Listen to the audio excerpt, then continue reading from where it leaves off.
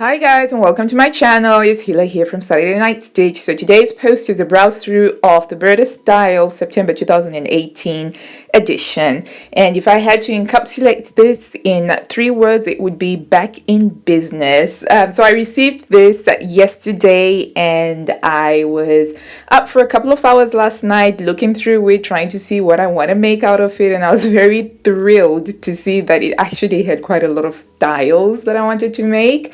Okay, so do remember to stay tuned until the end so I can show you which patterns I'll be making and my thoughts on some of the styles.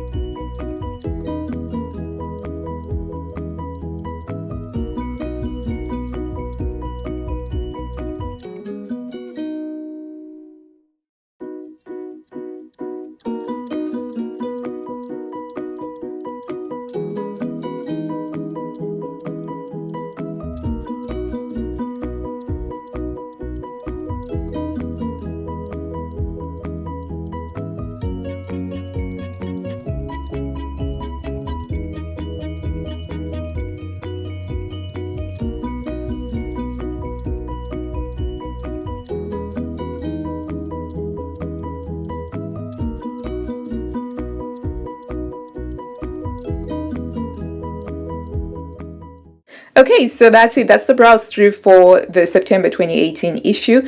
And I gotta say, I am a happy bunny. There were definitely a lot of styles that I want to make, at least a handful. However, I am constrained by time, so I had to select just one item to make. So I chose style number 121, which is this top that features a surplice V neckline, a draped front design, and long sleeves. I really like the clean style lines on it, and I think it will be a nice change for me. When checking out the fabric recommendations, it does say to use two-way stretch jersey only, and fabric recommendation is something that I've sort of tended to casually skip, and then I've paid for that mistake in the end, so I made sure to check it. Going through my collection, I found two fabrics that I thought would fit the bill. I didn't want to go with a lightweight jersey fabric because of the wrinkling factor, but this one is a stretch jersey crepe fabric that I bought from Fabworks Mill Shop in Dewsbury. I really like the bright colors and I think it could work, but also this fabric caught my eye and it's a Jacquard Ponte print. No, it's not a print, is it? It's a Jacquard fabric and it's got top and black circles with a top border, and it would be nice and warm, and I think it's got the right amount of stretch that would work for the top. And it also won't have the wrinkle factor, which is something that I quite like. So I haven't decided which of these two fabrics to actually use, but you can betcha I'll use one of them. Okay, so other patterns that I would have loved to make it I had the time is this pencil skirt, which is so cute in the floral print. I love how they styled this fashion shoot with a spider plant. It's a very creative use, and I think that's pretty awesome. And I'm also a huge fan of spider plants. I have tons of them around my house as well. Other styles I really liked. This particular shift dress, I thought that it's very cute and chic and could work well in a plain fabric.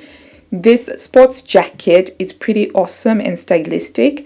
The sweater top with the pleated sleeves is also interesting. And how amazing are the style lines on this sheath dress. Definitely an epic project to make.